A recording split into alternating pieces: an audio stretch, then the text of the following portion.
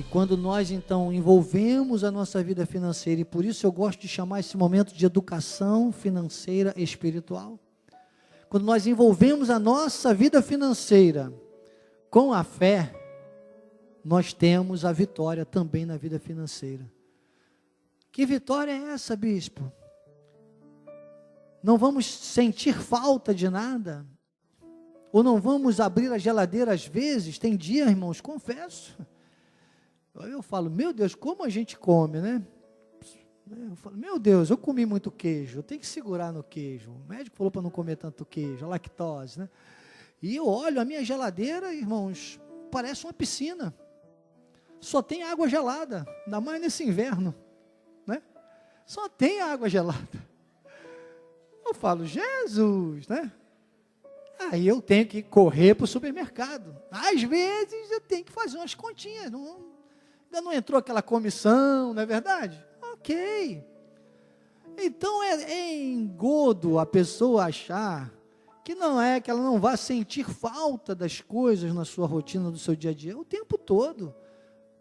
Tanto que a economia diz que os recursos são escassos e o consumo é ilimitado. Mas quando você está na fé com relação à tua vida financeira, você passa a ter uma palavra que define tudo isso: prosperidade.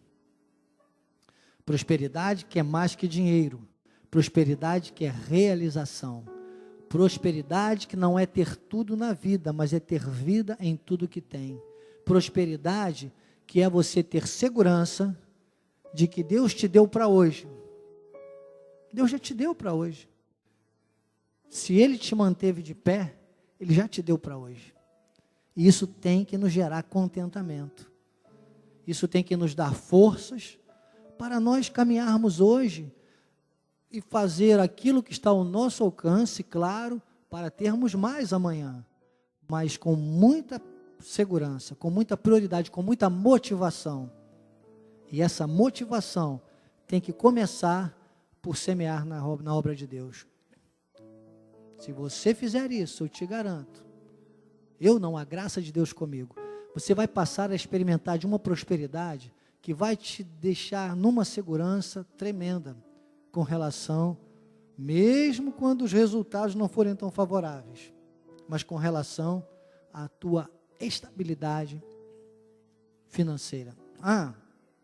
E mais, estabilidade com desenvolvimento, que está em 2 Coríntios capítulo 9, versículo 10. Porque Paulo disse, Deus dá semente ao que semeia. Está ali já. 2 Coríntios capítulo 9, versículo 10. Eu gosto dessa versão revista atualizada João Ferreira de Almeida, né, porque ela é mais obediente ao grego koineu, o grego popular, porque Paulo começa dizendo assim, ora, dê um ora aí, fala ora. Agora olha para o teu irmão e diga, ora. Entendi?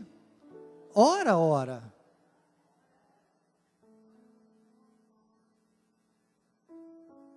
E agora coloque um H e diga, aproveite a hora. Eu gosto de trocadilho. Podia fazer um stand-up, não é isso? Podia fazer. Amados, dá um hora para aquilo que te desafia, para aquilo que diz que não vai dar certo, para aquilo que diz que não é bem assim. É bem assim. É bem assim. Não precisa ir lá, não, pode deixar esse versículo aí, Rodolfo querido. Mas o salmista no Salmo 23, no versículo 1, ele diz assim, o Senhor é o meu pastor e nada me faltará. Caso você esteja com a sua Bíblia aberta, você pode fazer uma remissão, né? Isso é uma Bíblia comentada, a Escola de Capacitação e Crescimento Espiritual. Então o salmista diz, o Senhor é meu pastor e nada me faltará. Essa palavra, essa expressão do Salmo 23, versículo 1, dos originais, que o salmista está dizendo o seguinte, eu tenho garantias muito fortes e seguranças muito fortes, e depois ele vai falando isso nos versículos seguintes, de um pastor, de um controle, de alguém que está controlando a minha vida, de uma liderança sobre a minha vida, que é do próprio Senhor, e que Ele é que vai cuidar desses detalhes.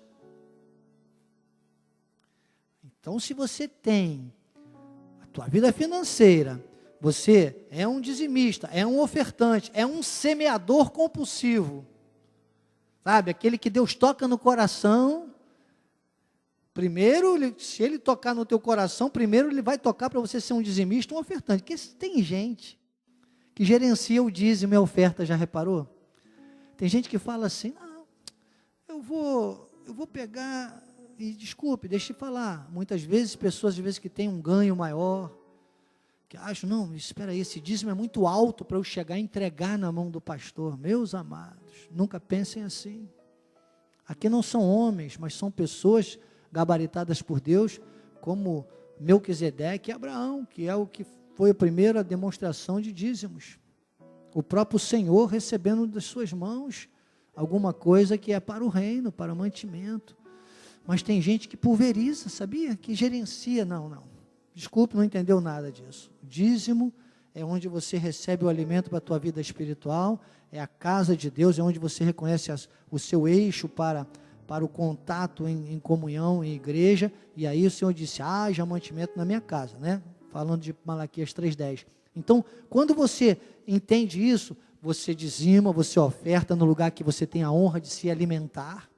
Irmã Hilda Belata, um beijo, né? Não está podendo vir mais à igreja, mas ela não deixa de separar os dízimos. Interessante que ela faz envelopezinhos, Bispo João, faz vários, 3 ou 4 envelopes com tudo ali, e o dízimo, sabe, eu sei que esta pessoa, com certeza, se alguém bater na porta da irmã Hilda, e ela, que aí tem outra coisa, que você passa a ter uma segurança, porque você vai tendo os insights do Espírito, quando não é para semear, Deus te sinaliza, eu vejo nitidamente, e eu tenho certeza que se uma pessoa necessitada bate na porta da irmã Hilda, e Deus sinalizar que é para ela semear, ela vai semear. Ela vai semear. Entende? Então, é esse tipo de pessoa, né? Conforme eu ouvia nosso apóstolo dizer quando eu cheguei aqui ao ministério, eu ficava assustado quando ele falava isso. Eu sou um semeador compulsivo, e hoje eu já me vejo fazendo a mesma coisa. Então, 2 Coríntios 9:10 me deu essa garantia, ele disse, aquele que semeia, vai ter semente de novo. Aquele que semeia, ele determina na sua vida, perante Deus, que ele é um semeador, e que ele entendeu que Deus deu-lhe um comando de semente com aquilo que o mundo vê dinheiro. Que Deus não vê dinheiro, Deus só vê semente. Deus só vai olhar a vida daquele que for um semeador. Por isso que a palavra diz, aquele que dá semente é o que semeia. Depois diz que ele vai, sabe, aumentar, multiplicar os frutos da justiça, para que sejam tributadas no versículo 11. Graças a Deus, por nosso intermédio.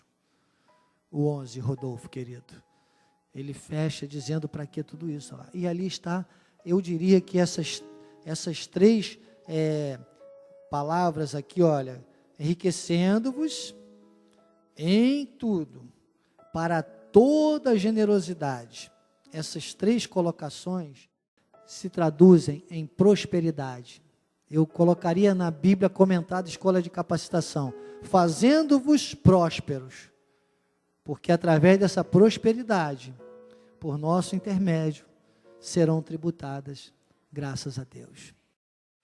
Você presencialmente, você pela internet principalmente, ouça o que o Espírito diz à igreja nesta manhã. Vamos colher o infinitamente mais de Deus, a prosperidade, a segurança. Vamos declarar juntos, é para encher, é para transbordar. Aproveite essa oportunidade com fé. Quero ouvir o coro, aleluia, de vozes celestiais, cantando assim, aleluia, Deus é bom demais, cantando assim, aleluia, Deus é bom demais, cantando assim, aleluia,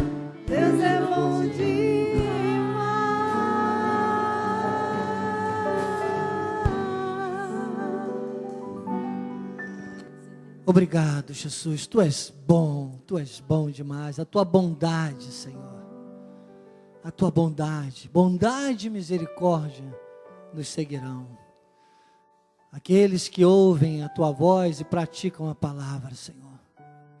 E é com estes que eu me uno em oração nesta manhã, seja aqui presencialmente, seja pela internet. Aqueles que se associam a esta igreja, a este ministério, a este apostolado, a minha vida, no tocante ao dar e receber. Que cada um receba, Pai. Eu recebo para a minha vida, para a minha casa, para o meu chamado ministerial, para a minha área de trabalho secular, e de cada um aqui, presencialmente ou pela internet. É para encher, é para transbordar, enriquecendo-nos em tudo, prosperidade, para exercermos a generosidade e serem tributadas graças a Ti. Assim eu declaro, em linha com Filipenses 4,19, em linha com Provérbios capítulo 3, versículo 10, em linha com Lucas 6,38, Pai. É para encher, é para transbordar, para a Tua honra e para a Tua glória. Amém. Obrigado, Joás querido. Sempre importante tecer a minha palavra de gratidão pela vida de cada um que trabalha neste culto. Obrigado, amor, pela ministração do louvor, toda a equipe de louvor, todos que ministraram o louvor sobre o altar, pela ambiência preparada também para este momento.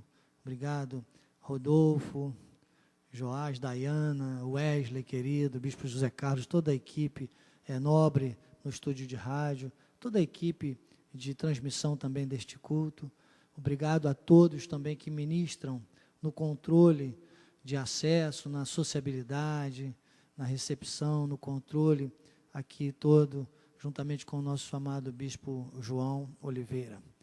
Seja o nosso Deus glorificado pela vida de cada um e pela sua vida.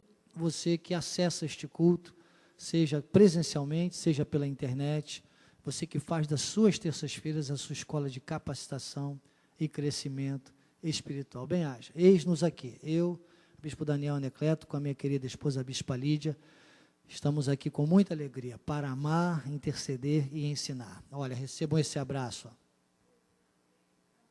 Viu? Um abraço muito especial, em nome do apóstolo Miguel Ângelo, da Bispa Rosana, nossos bispos primazes, Bispo Sérgio, Bispa Ana Carolina e nossos bispos nacionais, Bispo André Barbosa, Bispa Cristiane Barbosa, nossos bispos pastorais, né? Toda a família apostólica, todo o concílio de bispos da sede, toda a nossa liderança episcopal que cuida, né, da igreja e do altar, em nome de toda esta coletividade, né? Sabe, são mais de 1.000 membros, né, que nós temos aqui, mais de 1.200 a última vez que nós fizemos essa contagem no corpo ministerial. Sejam, então, todos muito honrados por Deus, por esse trabalho tão maravilhoso. E, claro, a minha gratidão sempre muito especial no coração pela vida do apóstolo Miguel Ângelo e da Bispa Rosana, que são nossos bispos primazes e abrem o altar apostólico e profético para que eu possa ministrar num momento tão importante, toda terça-feira, chamado Escola de Capacitação e Crescimento Espiritual. Que bom que eu estou aqui mais uma vez, Deus me trouxe até aqui mais uma vez, né? Eis-me aqui, é assim que eu vivo cada dia da minha vida, com gratidão a Deus por ter me colocado e ter colocado pessoas tão especiais que fecham comigo, né, esse chamado que Deus tem sobre a minha vida. O chamado é dele, a honra é dele, a glória é dele, tudo é dele. Paulo, quando fala disso, ele diz tudo dele, por meio dele e para ele, né, todas as coisas. Amém? Bem-aja, dê um aplauso ao Senhor então.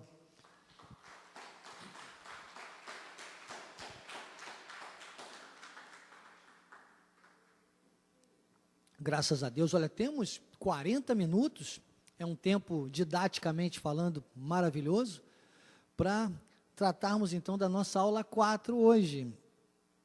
E Efésios capítulo 6, versículos 18 e 19, é o nosso texto base para hoje. Quando Paulo diz assim: com toda oração e súplica, orando em todo tempo no Espírito, e para isso vigiando com toda perseverança e súplica por todos os santos. E também por mim. Paulo nunca se excluiu de nada, irmãos. Isso é que é interessante. A obra de Deus, graça de Deus é desse jeito. E também por mim, para que me seja dada no abrir da minha boca. Que o grande risco é que muitas vezes as pessoas começam a confundir as coisas. E chegam no altar, chegam num ponto às vezes e começam a achar eu, e Deus tira o candeeiro. E se Deus tirar o candeeiro, cai tudo por terra. Então, Paulo diz: opa, por mim também, por favor, orem por mim. Eu sei que vocês já oram, orem mais ainda, tá bom? Eu também oro e cuido da minha carne, porque senão, irmãos, nada disso aqui depois funciona. Ele disse: para com intrepidez fazer conhecido o mistério do Evangelho. Vamos chegar depois nessa parte, claro, vamos estudar mais, paulatinamente, não tenham pressa. Se tivermos que ir nesse livro até o final do ano, Deus assim ordenar, assim será. Amém? Mas para hoje, a gente vai ficar com a primeira frase. Volta no versículo 18, filhinho querido. Com toda oração e súplica. E aí esse pós-vírgula, né? O Miguel Ângelo Júnior que sempre dizia: Daniel, você tem mania de pregar a vírgula. Não sou eu, é a graça de Deus comigo. Então, orando em todo o tempo, no Espírito. Esta frase é a frase subtema da nossa aula 4 de hoje. Amados e amadas, eleitos, santos, santas do Senhor, povo de propriedade exclusiva, minha família da fé, esse livro, né, Guerra Espiritual, é uma obra maravilhosa do nosso amado apóstolo Miguel Ângelo, para revelar, amados, aos olhos dos nossos corações, que, vou dizer, na minha humilde opinião, é um dos livros mais importantes, porque ele trata de uma guerra espiritual. Vejam bem, hein? Este livro, ele traz esse tema, está aqui, né? Guerra espiritual, e ele fala, então, ele traduz essa termo, essa passagem, essa colocação de Paulo, que nós já temos visto, né? No capítulo 6, a partir do versículo 10, ele resume nesta palavra, guerra espiritual, que acreditem, uma guerra que é algo que todos os filhos de Deus precisam considerar. Desculpe, Mariana, não dá para passar batido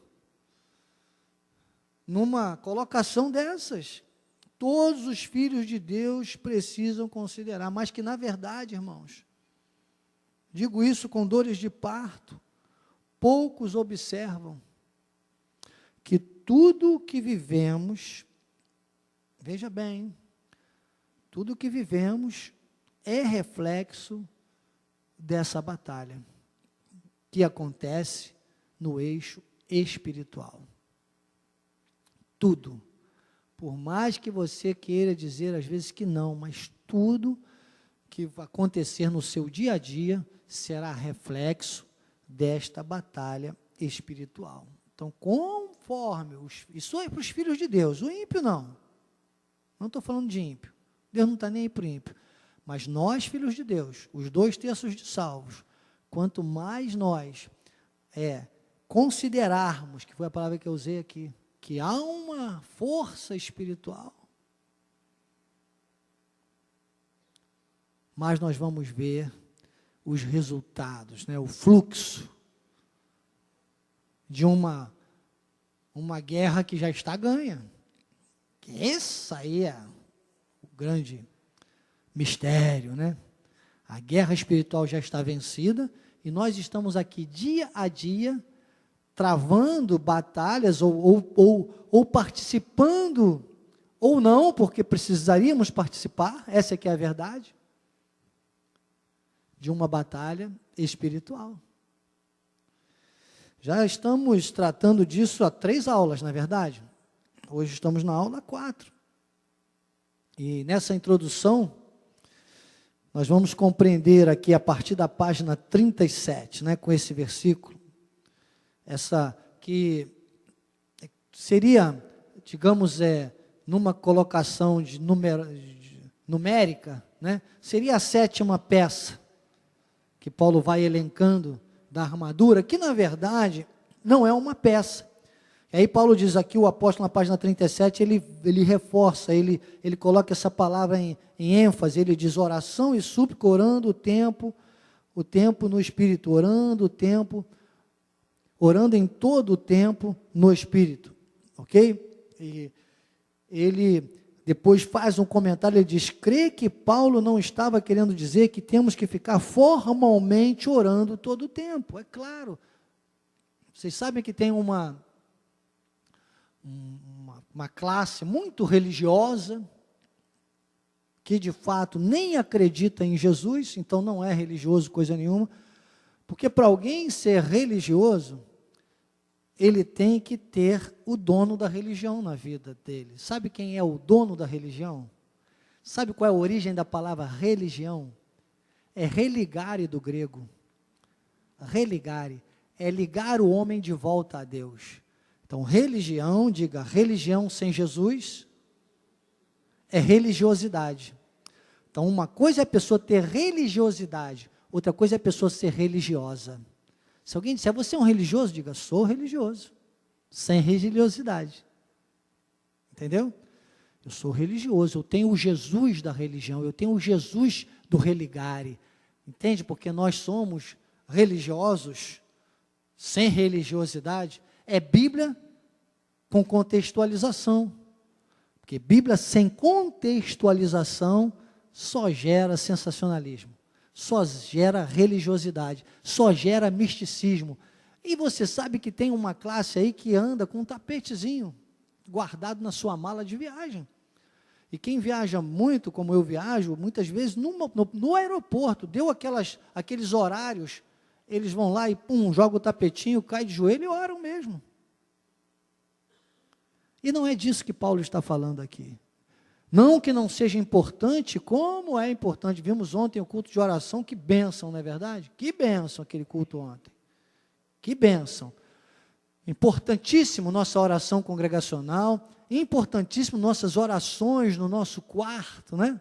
Lá no secreto, as nossas orações, nossos momentos que a gente separa para as nossas orações, importante, ok. Mas acreditem no que eu vou dizer agora, falo com a mão na Bíblia, sem medo de contradizer nada daquilo que é pregado neste altar.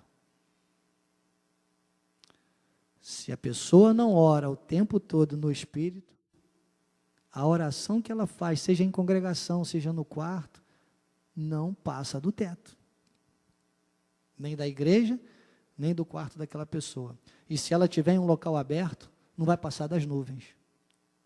Você está entendendo? Porque a grande segredo está aqui, o apóstolo ele fala aqui na página 37, ele diz, não é que temos que ficar formalmente orando todo o tempo, mas permanecer ligados a Deus continuamente, para que não sejamos atingidos pelos dardos inflamados do maligno. Então, essa sentença que Paulo traz, tá, é uma sentença. Ele diz, orando em todo o tempo, no Espírito, repito, no versículo 18, meus amados, um alerta, porque eu vou te falar, o apóstolo chega a comentar aqui numa das páginas, talvez a gente até volte nesse comentário depois, ele diz, olha, não é contra, a nossa posição não é contra pessoas, mas é contra situações, é contra questões, é contra fatos, porque senão, muitas vezes, nós miramos na pessoa, e erramos o fato, erramos a causa, a gente fica muito no julgamento só do pessoal, e esquece que, na verdade, aquela pessoa seja um ímpio, ou seja, um filho de Deus equivocado, um filho de Deus na carne, aquela pessoa está sendo usada por uma força maior. É uma força maior. É uma força espiritual. E vou te dizer, se a gente entra nessa esparrela, meu pai chamava isso de esparrela, uma armadilha. Se a gente entra nessa esparrela da carne, a gente cai na carne. E a carne afronta. Só o Espírito confronta. Vou repetir. A carne afronta. Só o Espírito confronta. Então, confrontar é algo que resolve a situação.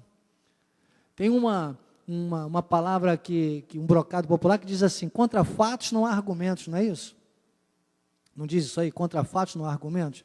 Eu digo, contra argumentos baseados em fatos, também não há argumentos. Então, quando você argumenta com essa verdade, sabendo que você tem que estar no eixo espiritual, não há argumentos, você não afronta, você confronta.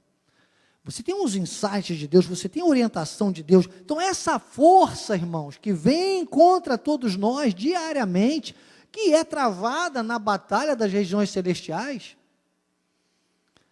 essa guerra espiritual é uma força espiritual das trevas que, como eu já disse, já foi uma guerra que já foi vencida por Jesus, e lógico, ele fez questão de alertar isso, lá em João 16:33, né, João 16:33, que ele diz: no mundo passais por aflições, mas tem de bom ânimo, eu venci o mundo. Mas isso aqui depende de uma holística espiritual, que é o que ele diz antes, olha, está aí, João 16:33, ele diz logo na primeira frase, ele diz: estas coisas vos tenho dito, para que tenhais paz no mundo. Aquele presidente, aquele, ó, show de bola, né? Aquele, um ok aqui do americano, aquele, ok. O outro, não sabe, olha, gente, você não sabe, aquela área ali agora, tem gente, já vi gente falando isso, desculpa que eu vou dizer aqui, olha, aquela área ali agora está dominada pela milícia. Ah, beleza, a milícia é uma beleza. Outros dizem assim: não, ali, olha que bom agora, o Comando Vermelho. Gente tem medo de falar essas coisas, né? Eu não tenho, que estou aqui no Espírito, é um exemplo, né, que eu estou dizendo. Agora aquela área, aquele bairro, agora quem tá no Comando Vermelho, aquilo é bom. Tem gente, tem filho de Deus aí, irmãos, chamando maldição de bênção. Tem filho de Deus aí, comendo, quem gostou disso foi o Puga, falei isso lá em Xaxim também, ele amou isso, né? Usando o exemplo de Jesus sendo tentado no deserto pelo diabo. Tem filho de Deus aí aceitando a proposta do diabo, se distraiu, os dardos são o tempo todo, e comendo pedra pensando que é pão. Quebra o dente toda hora. Né? Quebra o dente. Nós, então, vamos ficando mais idosos assim, né? Nós, hein? Então, vamos fazer 62, irmãos. A irmã Fátima não sabe disso ainda. A irmã Fátima, 14 de outubro. Todo ano tem uma surpresa. O dia que eles não fizerem uma surpresa para mim, vai ser terrível. Não recebo isso, não recebo essa palavra. Se não fizer uma surpresa, é que vai ser a surpresa, né? A irmã Elza também ainda não sabe disso. A mãe da Dayana nunca tinha ouvido falar, já sabia? 14 de outubro. Vamos dar uma pausa na mensagem agora, né? Para dizer 14 de outubro, vem aí, né? Hein? Olha, 20 de outubro também. Sabia que nós tínhamos mais coisas em comum, irmã Fátima? Dia 20 de outubro, que benção. Tem gente aí que faz concorrência com a minha esposa, né? Ana Tércia é o mesmo dia da minha esposa. 1/2, né, Ana Tércia? Nunca mais. Olha, um beijo para a Chiquinha, nossa pastora Francisca. Que saudade, né? Ela sempre ligada com a gente. Pastora Francisca, Mariano, vai até chorar hoje, Marli, lá em São Paulo. Ó. Foi para São Paulo e ela faz aniversário no mesmo dia que eu. Quem sabe, fala com a Gisele, eu sei que ela está aí arrebentando na área do seguro, manda pagar uma passagem para você vir celebrar com a gente. Glórias a Deus. Viu? Foi bom abrir esse parênteses, que eu lembrei da Francisquinha, está sempre ligada, sempre manda feedback do culto também para nós. Que bênção, né? Que bênção. Agora eu esqueci até do que eu estava falando. Falando assim do meu aniversário, irmã Elza, já fico pensando nos presentes. É uma coisa, né? Meu Deus. Agora que eu estou usando esse sapatinho assim, que minha esposa... Gente, eu estou muito jovem, a Ajuda falou isso, mas culpada é a minha esposa. Viu? Ela... Não sei se foi porque eu agora estou motoqueiro. Não pode falar, apóstolo, não gosta de moto, gente. Deixa para lá. Vamos pular esse sapato, já estou me entregando aqui. 14 de outubro cai sábado, amor? Meu Deus, então os irmãos vão poder no sábado lembrar que é meu aniversário, ir para o shopping para vir na terça. Ih, deixa isso para lá. Não quero falar mais do meu aniversário. Vamos, eu já estou indo para a carne. Mas, está entendendo? Jesus disse assim, estas coisas vos tenho dito para que tenhais paz, coisa que o mundo não tem, coisa que a nossa carne nunca vai conhecer. Carne é ansiosa. Quando eu ministrei aqui neste culto, aquele livro, O Fim da Ansiedade, logo de cara, lembram, vocês não vão lembrar, mas eu me lembro, na primeira aula, eu já peguei o livro e disse assim, isso não tem, não existe, né? Parecia que eu estava desmentindo o livro do nosso apóstolo, que jamais, que no contexto o apóstolo explica exatamente que é pelo viés espiritual que a gente controla a ansiedade. Então, a ansiedade da carne não tem cura, mas ela tem controle, que só o Espírito também controla, né? Então, a paz. Carne é ansiosa, carne não tem paz, carne quer tudo para ontem, tudo e todas as coisas. E o grande segredo está nessa palavra, em mim. Uma frase, né? 2 palavras, em mim, paz em mim. Essa palavra aqui dos originais é egoim, o eu sou. Quando, então, Moisés perguntou para dizer ao povo, quem tu és, Deus? Eu sou, diga ao povo, eu sou. Jesus também disse, antes que Abraão existisse, eu sou. Então, em algumas colocações, é este eu sou. O próprio Deus dizendo, olha, o Pai da criação, o Filho da redenção, o Espírito Santo da consolação, a Trindade celestial, espiritual, dizendo, olha, eu é em mim. E é interessante que somente o apóstolo Paulo, que é o único apóstolo que lá em Gálatas 2:20 reconhece esse viver na carne e diz que Cristo vive nele, que é o nome da nossa igreja, Gálatas 2:20. Não precisa colocar não, Joyce, senão eu vou acabar lendo, aí fica um tempão. É muito importante você se habituar, você pela internet, você que presencialmente, a trazer um papel e a fazer as suas anotações. Aqui falo isso com humildade, sem soberba nenhuma, mas com segurança em Deus. É um doutorado, é para você tomar posse de muitas coisas, anotar e depois absorver, se puder assistir às aulas depois de novo no canal do YouTube Missões Cristo Vive, você introjetar bem isso. Mas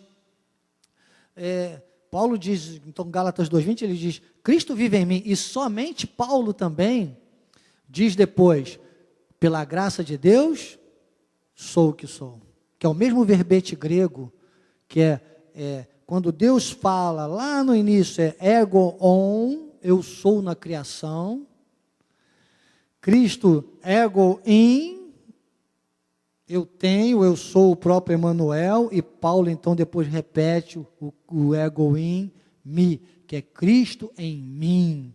São colocações desse verbete grego, tremendo isso, tremendo isso. E então, paz em mim. E a pessoa pensa que é paz no presidente, paz no projeto tal, no plano tal. E tem gente que acha que vai ter paz até com a mudança de comando agora, que fica tendo toda hora aí com as brigas entre tráficos, entre comandos. Eu já vi, desculpa que eu estou falando aqui, são frases que eu já ouvi de pessoas do nosso meio, às vezes, dizer, não, mas agora, mas eles são bonzinhos. Minha mãe falava assim, o diabo dá com a pata e tira com as duas. Eu vou dizer que tira com as 4, porque ele é um animal, né? Então, paz em mim, diga paz em Jesus. Então, esta condição de estar no Espírito é exatamente submeter tudo à palavra em Jesus e nas obras da fé, nas obras que Ele deixou para nós, porque ela vem com uma força totalmente desproporcional, essa guerra espiritual. Se a pessoa não...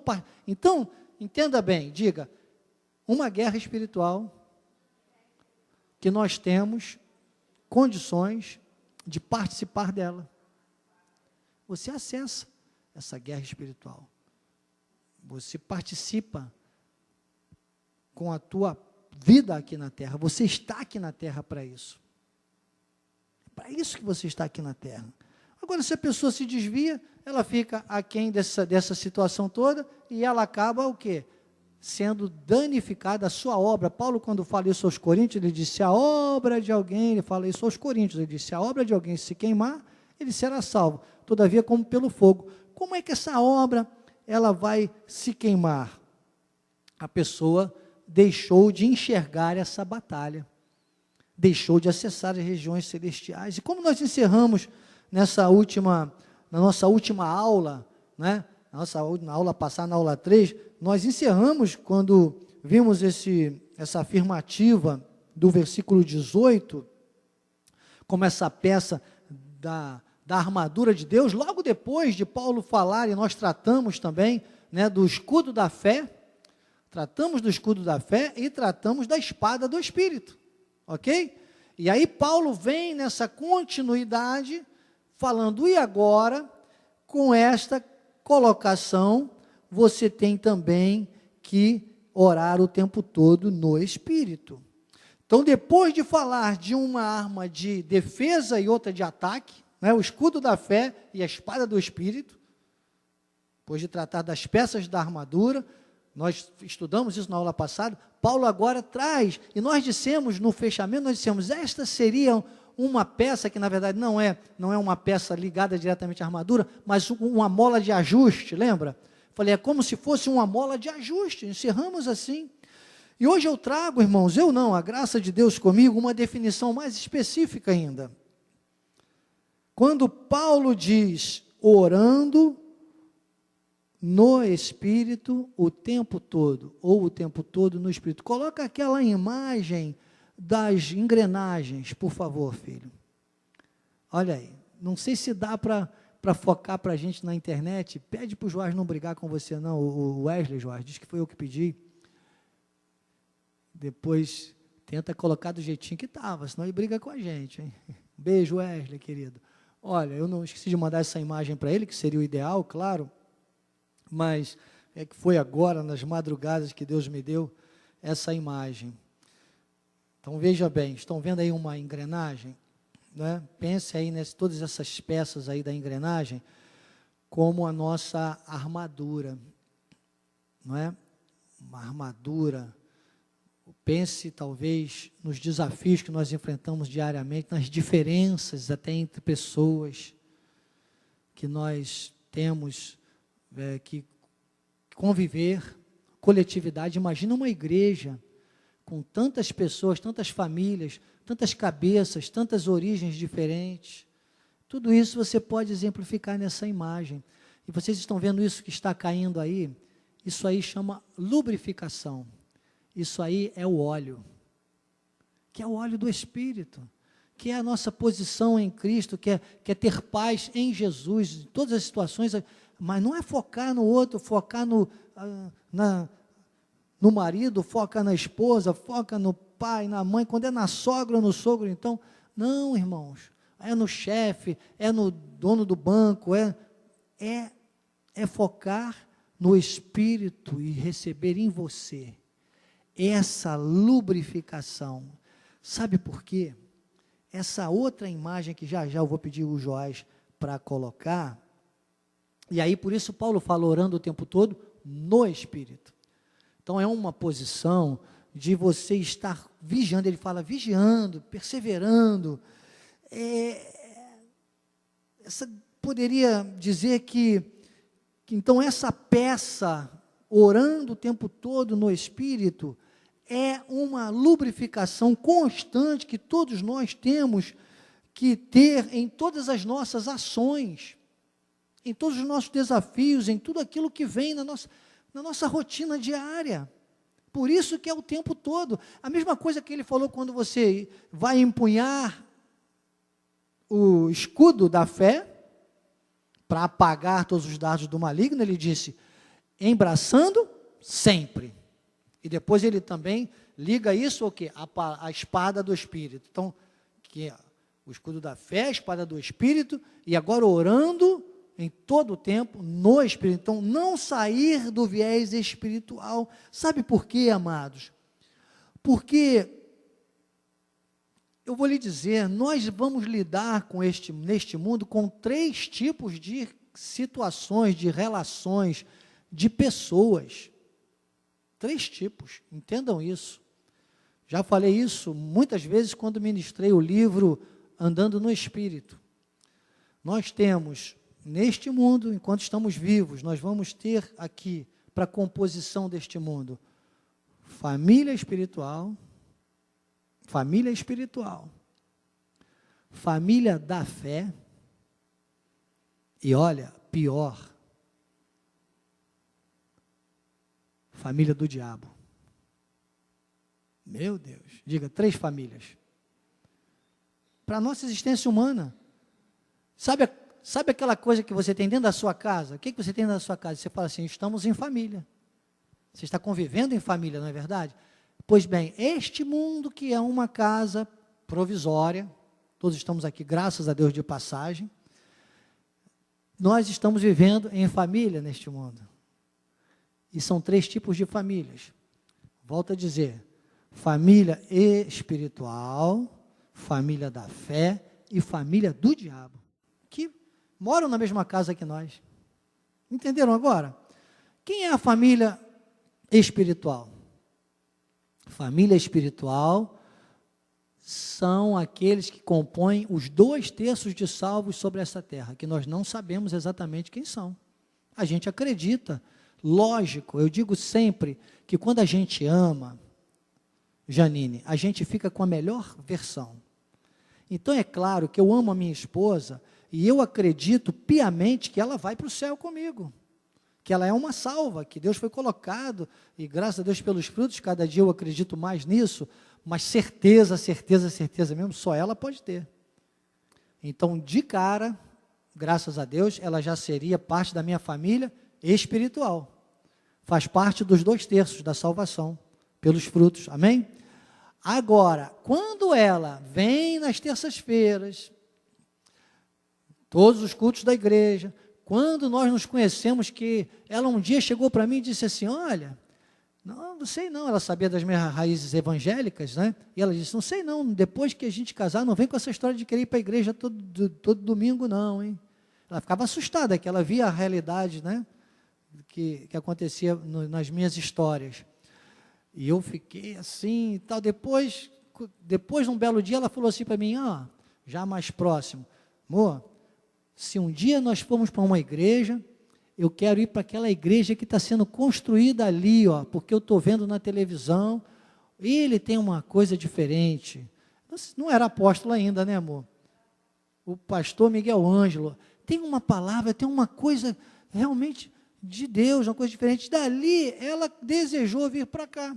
Ela, não sei se ela já sabia ou não, mas eu já tinha visitado lá, Piedade, já conhecia também, já estava namorando, né, o meu retorno.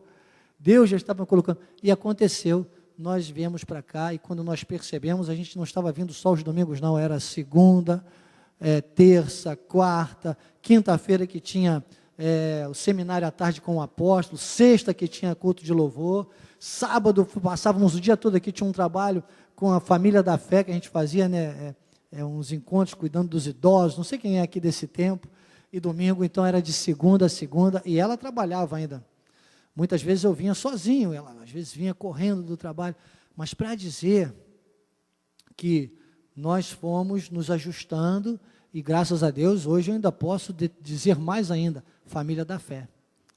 Porque os 2/3 de salvos, que eu nem vou saber identificar quem são ou quem não são, eu vou ter um privilégio ainda maior de identificar quem são os da família da fé. Não precisa colocar o texto não, só vou comentar, mas Paulo fala isso lá, quando fala aos Gálatas no capítulo 6, né? Do versículo 9 em diante, ele fala que para a gente fazer o bem a todos. Depois no versículo 10, é Gálatas 6, 9 e 10.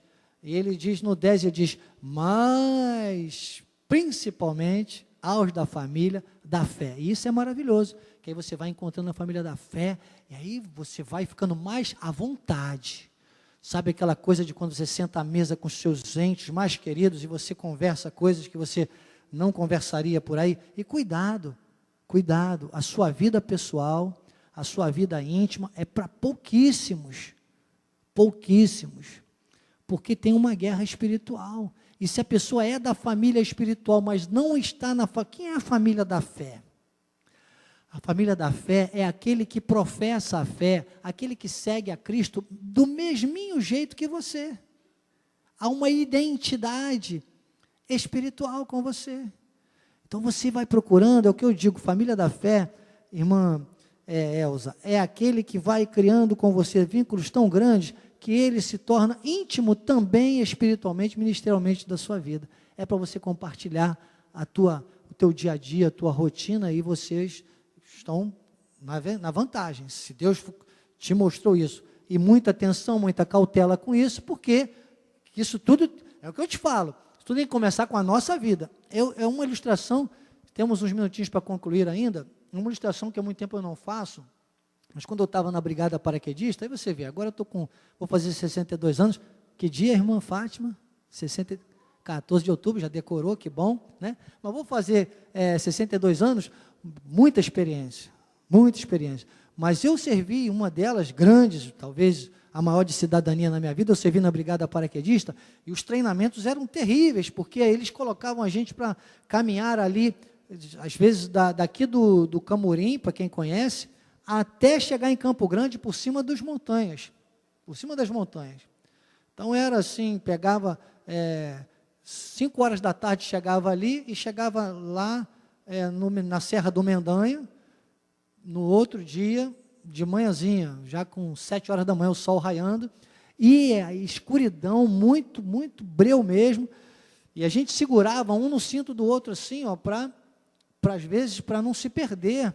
E muitas vezes um que ficava muito cansado, às vezes largava, se largasse, um do cinto do outro, ficava perdido, ficava meio desorientado, e a gente começava a tentar, não podia fazer barulho, porque era um treinamento de figuração inimiga, senão tinha outros patrulhas que era para te prender e tal, um negócio legal, de guerra mesmo. Hoje eu falo legal, na época era uma tortura. Então, mas quando você estava muito bem treinado, você acabava conseguindo voltar à trilha. E aí você encontrava, e aí você segurava, e aí você estava tranquilo, que você estava na sua equipe. Família da fé é a sua equipe. Aí quando você estava com a equipe, aí você ficava mais tranquilo. Entendeu? E está cheio de crente andando fora de equipe aí, cheio de crente andando aí desgarrado, andando com as suas ideias, achando que é a última bolacha do pacote. Desculpe, isso é tragédia anunciada. Então, o pior de todos esses agora, aí é que vem, e aí envolve a guerra espiritual. Porque o que acontece? Aqueles que são, apesar de serem nossa família espiritual, alguns estão até dentro da igreja, já até reconheceram Cristo como Salvador, mas não estão desatentos, estão distraídos. Se der chance para a carne, irmãos, e digo para você, todos nós, e por isso que nós estamos aqui, e você pela internet, estamos estudando isso, porque nós precisamos, Paulo falou, perseverando, vigiando, em todo o tempo, orando no Espírito. Então, esta lubrificação, que está aí na imagem que você está visualizando, é a chave para nós não nos distrairmos e sermos porque o diabo ele tem 2 armas, ele usa 2 armas, ele usa Filho de Deus na carne, poxa, ele não cirandou Pedro?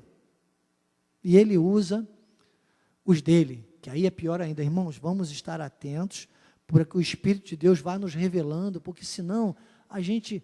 Sabe aquela pessoa que sai batendo de frente com tudo, sai dizendo, resolvendo tudo, é a força do meu braço? Já vivi muito isso, imagine quem vos fala, minha personalidade, meu temperamento é complexo. Eu procuro cuidar cada dia mais disso, porque senão você pode E muitas vezes, não vou dizer nem você, alguém aí, você vê alguém se dando muito mal em algumas situações, você diz, puxa, mas era um cristão, era isso. Mas foi mexer com a pessoa errada, irmão. Foi brincar com fogo, com dardo inflamado do maligno. E para ir contra o dardo inflamado do maligno, tem que estar lubrificado. E vou te explicar então agora, nesses minutos finais, a gente vai parando aqui hoje, na próxima aula a gente vai continuar, mas vamos fechar, Joás, com esta outra imagem, para você entender então por que você precisa de óleo para lubrificar.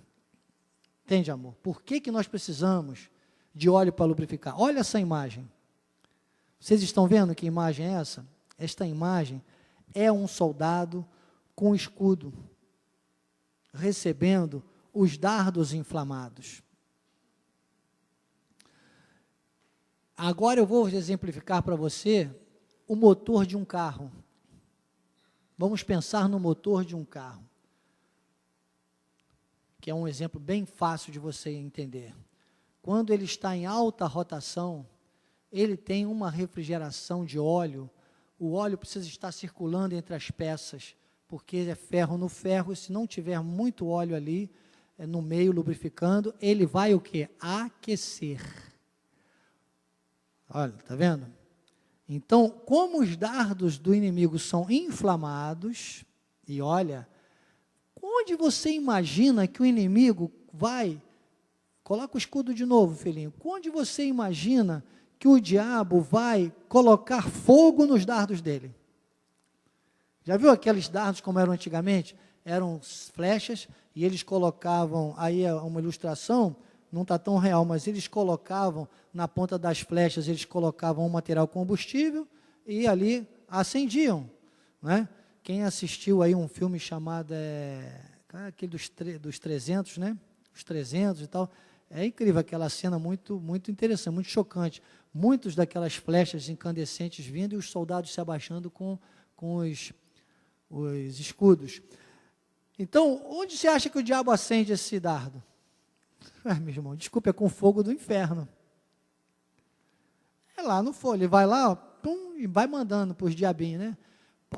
Paulo diz, olha, as hostes, né, são muitos, são números angelicais das trevas também ali, travando esta luta com os anjos de Deus, uma luta, uma batalha espiritual. Isso é tudo uma linguagem humana para tentar explicar isso, espero que você entenda, mas o que nos traz a esse ponto dessa imagem é entender que isso vai gerar contra nós o quê? Calor. Então diga, o meu escudo da fé vai estar sempre recebendo dardos inflamados, ok? Dardos inflamados. Isso vai causando o que? Um calor, um fogo. Se nós não temos a nossa armadura lubrificada, vai acontecer o que acontece com o motor do carro. Se o motor do carro não estiver cheio de óleo nas suas engrenagens, chama o que os mecânicos dizem, ele bate motor. O motor funde, o motor quebra. Está cheio de crente por aí com a sua armadura, que não consegue sair do lugar.